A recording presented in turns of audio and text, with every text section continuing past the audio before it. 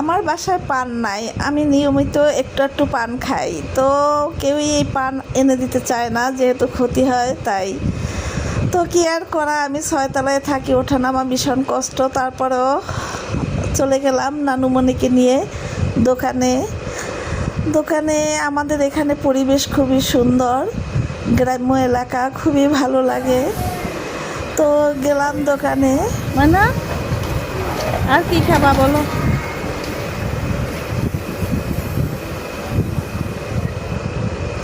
ময়না ঘুরে ঘুরে দেখতেছিল দোকানে, ওর খুব ভালো লাগে, ওর বাহিরে বের হইলেই ওর শান্তি, মানসিক শান্তি পায়।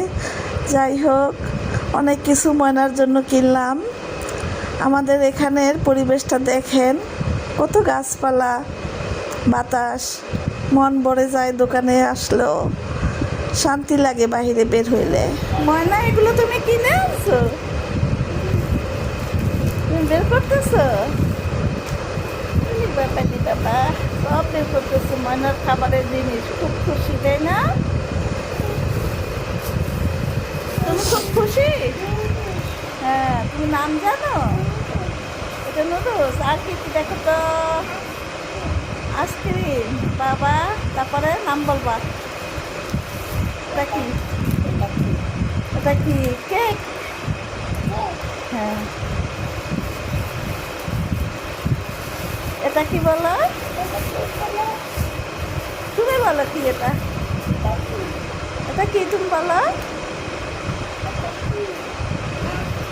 নানুর পান সুপারি বার করবো না?